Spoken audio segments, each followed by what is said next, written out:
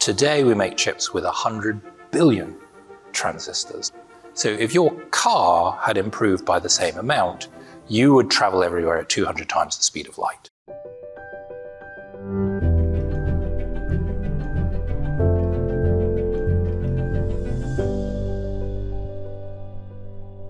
Thank you everybody for being here. My name is Cliff Marriott. I'm co-head of our Telecom Media and Technology group within investment banking in Europe. Very pleased to have Nigel Toon here. Nigel is an experienced entrepreneur, engineer, and leader in technology. Prior to founding Graphcore, he led 2 successful VC-backed processor companies and is widely recognized as being a leading innovator in his field. Alongside his work, he's a member of the UK Research and Innovation Board. And if that wasn't enough, he recently authored a book, which I hope all of you have read prior to this talk. I definitely have. We'll get into portions of that book, how AI thinks, how we built it, how it can help us, and how we can control it. Questions that are at the top of, I think, everyone's mind right now, given what's happened in particular over the last couple of years. It's a really exciting time in AI. We're really pleased to have you here, Nigel. Thank you for joining us. Thank you so much. Maybe we can start just for the people in the audience and then the people listening in who may not know you or know your background. Can you go through a little bit of your background, what led to the founding of Graphcore and where you started before that? Sure. So I'm an engineer and then more recently an entrepreneur. I spent 14 years at a company called Altera. So I joined them just before they went public. We did a 256x in the public market, which is pretty good. Came worth 20 billion. Ended up being bought by Intel, and now Intel's, I guess, spinning it out at some point. Okay. Seems to be the path that Altera is on. So that was a really interesting journey going through that. I joined, there was about 100 people in the company, and by the time I left, there was 2,500 and $1.5 billion of revenues, et cetera. So going through that whole growth experience, was just amazing, and figured that why can't we do this in the UK? So together with a couple of other people, we started a company called Icira that built a baseband processor for cellular data, cellular devices. This was before the iPhone. We started in 2002. iPhone came out in 2007. Yep. And that was basically our premise, that devices would come out that would be mobile and data rich, and that they needed a modem to go with that. So that worked out. We sold that company to NVIDIA. In today's money, that would be $100 billion. Obviously, it was a bit less then because NVIDIA wasn't quite worth as much as they are today. But I call it 100 billion. That's pretty good. I hope you held on to those shares. And then helped VCs on a few different companies, process companies, and then we started Graphcore back in 2016, basically having recognized from about 2012 that this whole AI thing was going to be a thing. It would need new types of processors. NVIDIA was still pretty small at the time. We thought we can compete with them. And we're probably one of the few companies that really is, because it's not just about the hardware, it's actually also very much about the software as well. So I had a couple questions on chips, but I just think given what you talked about in terms of GPT-4o being released in the last 24 hours, maybe we start more high level about AI overall.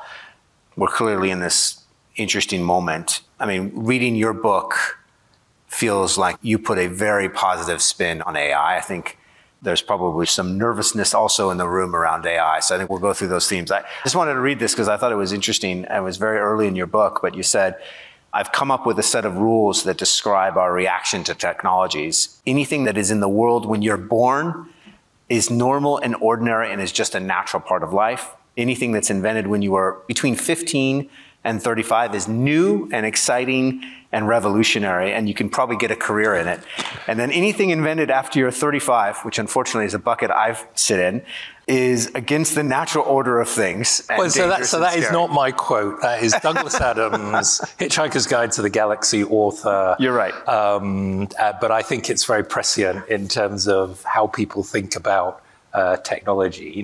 We tend to be scared of it. It's interesting. One of the things I was I've been giving talks about the book, and one of the things I always open with is this year, 150 million intelligent machines are going to be delivered. And they're going to end up being as intelligent as you, in many cases more intelligent than you.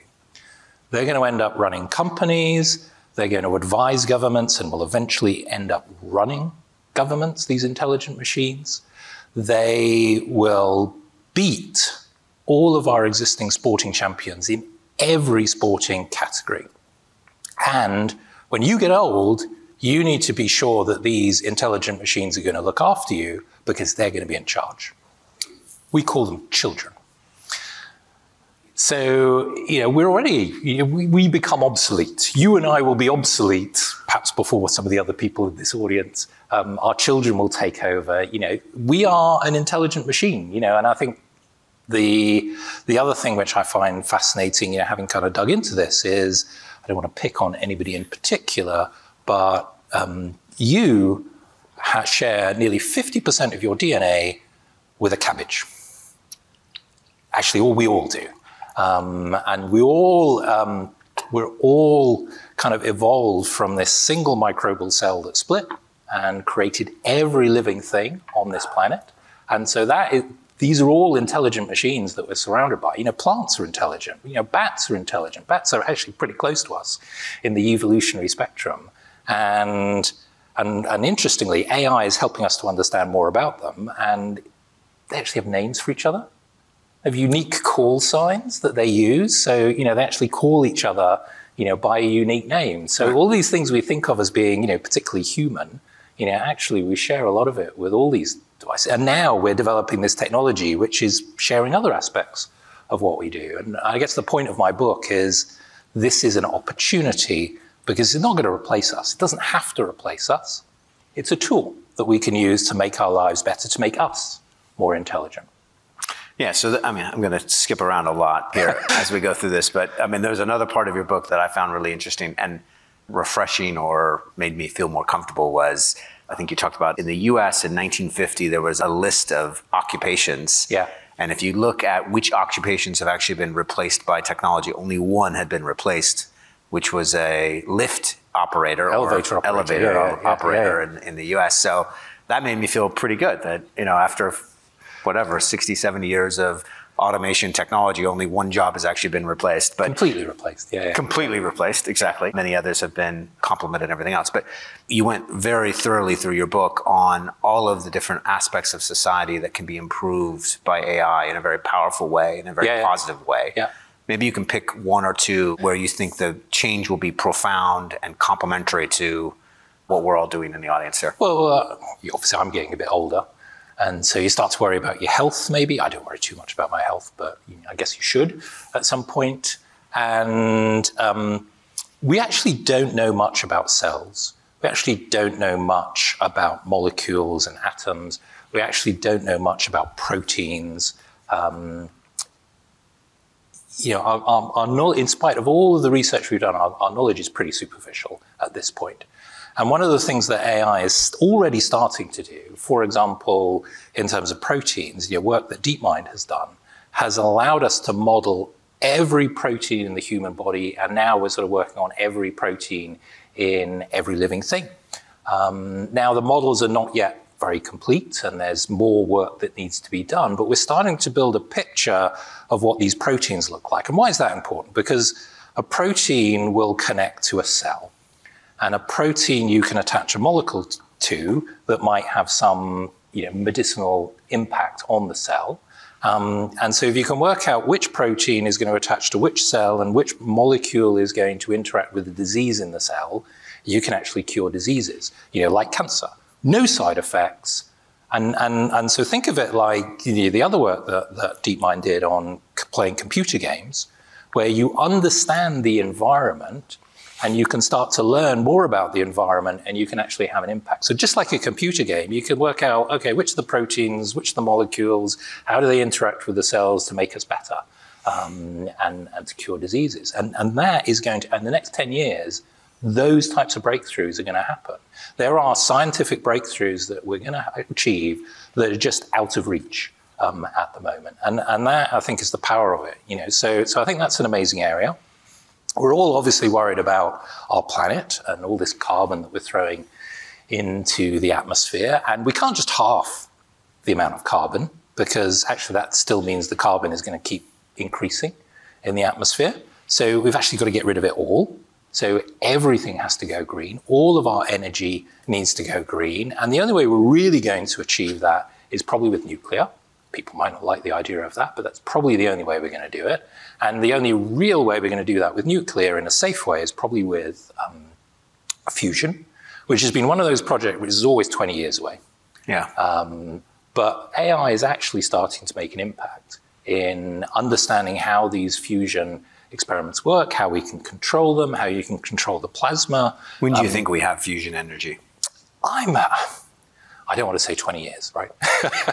Within 20 years. I think the experiments that we're currently doing have already been able to create more energy than we put in, which was the first sort of major breakthrough. Yeah.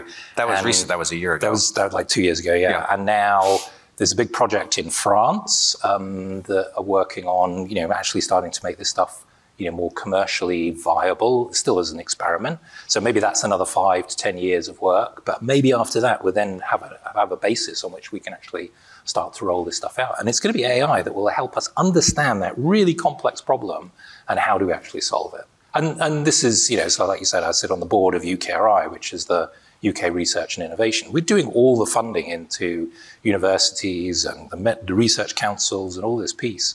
And the way in which we'll use compute to solve some of these scientific problems is going to be incredible.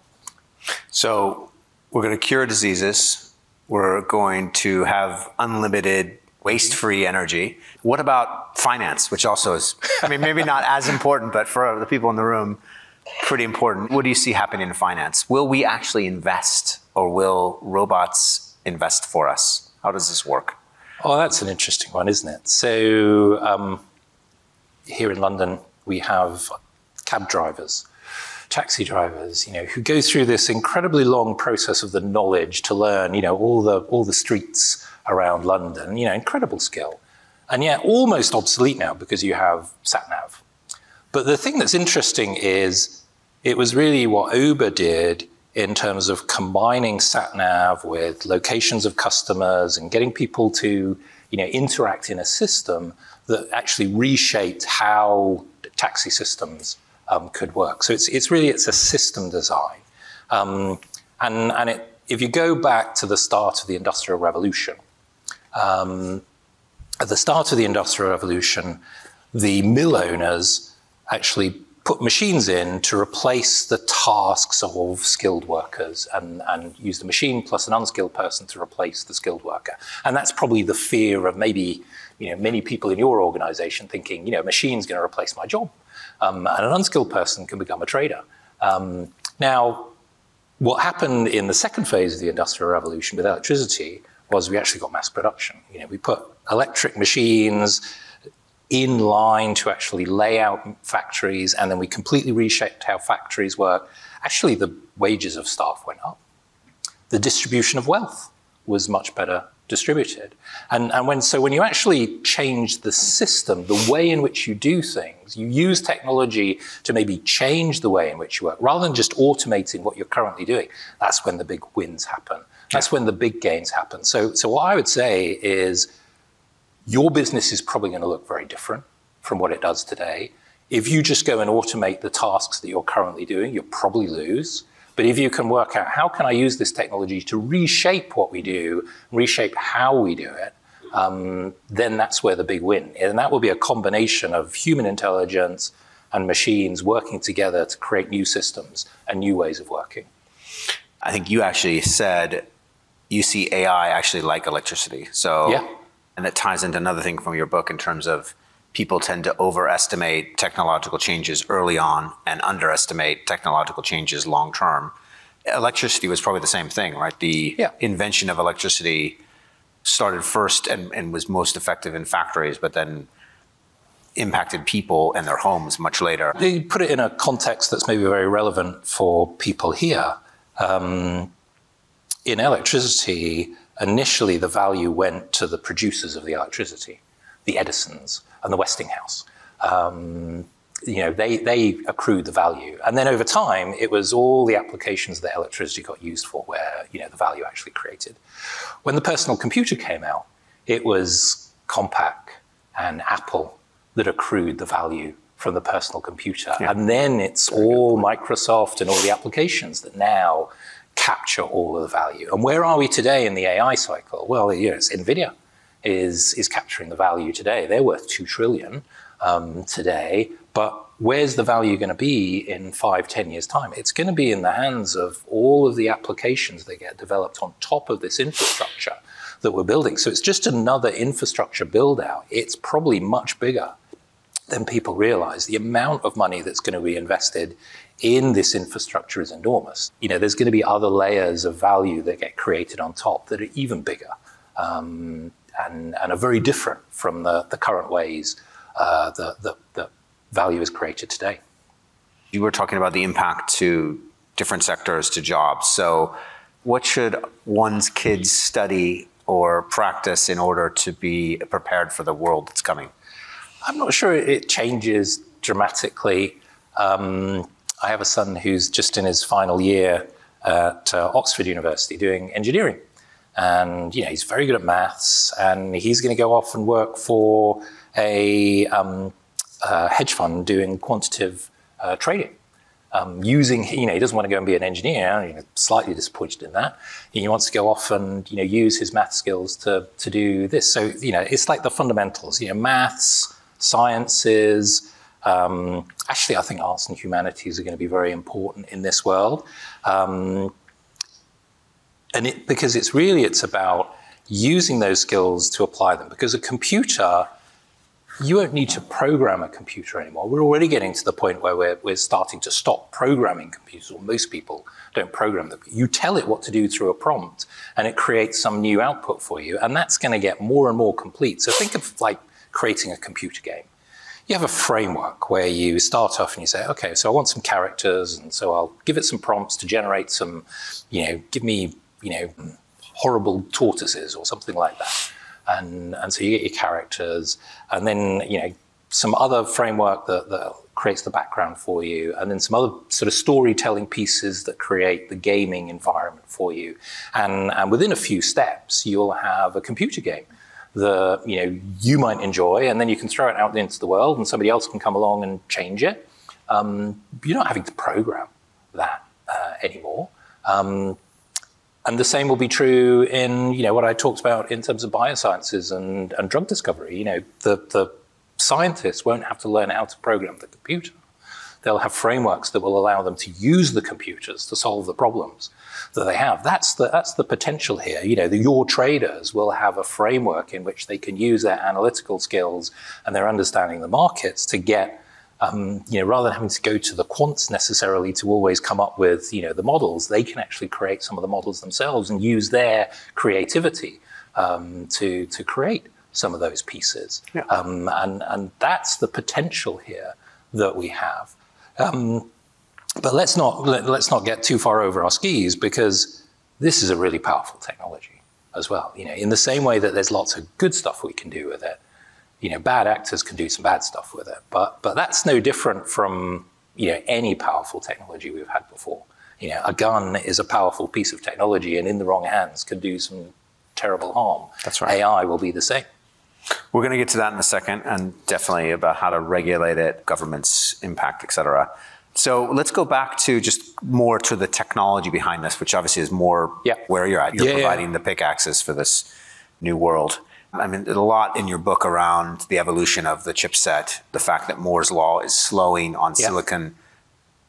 Maybe put some numbers in people's minds around where we've come from, where we've gotten to on silicon, and then what are the limitations from here in terms of further progressing. You talked about a couple different alternatives, either molecular or quantum or other options. So 1947, first transistor. 1960, the first integrated circuit that actually encapsulated multiple transistors in a chip. So that took quite a long time. First integrated circuit came from Fairchild. You could argue Texas Instruments, similar time. First Fairchild chip had 4 transistors in it. Today, we make chips with 100 billion transistors. So that was 1960 to today, 60 odd years later, 25 billion-fold improvement. So if your car had improved by the same amount, you would travel everywhere at 200 times the speed of light. So we just do not understand or even realize the level of improvement that has happened in semiconductors and how pervasive they are in everything we do. Obviously, it's in our mobile phones and in our laptops and in our computer screens. It's in your wallet, in your credit card. It's everywhere.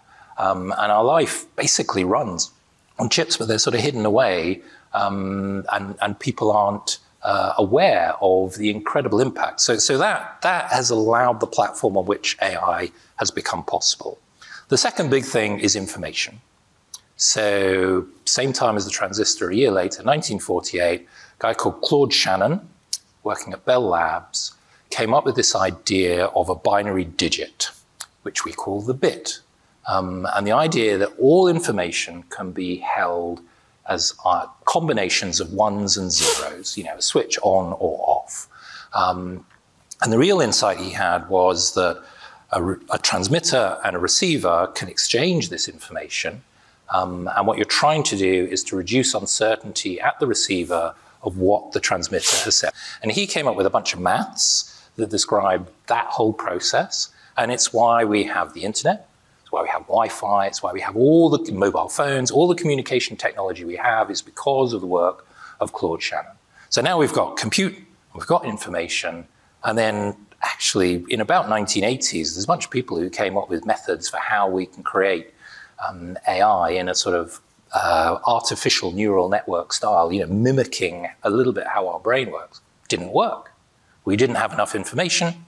We didn't have enough compute. And the breakthrough was 2012, Alex Krzyzewski, Ilya Sutskever, Ilya's now founder of OpenAI, they came up with this AlexNet model that was the first deep learning AI model that would recognize an object in an image better than any other type of computing approach. And within a year or so, it was better than a human on images that it had been trained at.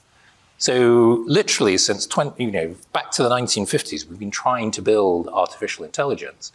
And it's these breakthroughs in the internet and semiconductors and these methods that now, around about 2012, kind of kicked off the deep learning process and then kind of hits everybody's public consciousness in 2022 with ChatGPT. Interestingly, though, in China, it was AlphaGo. Yeah. 2016. Yeah. 240 million people in China watched that live on television. Yeah.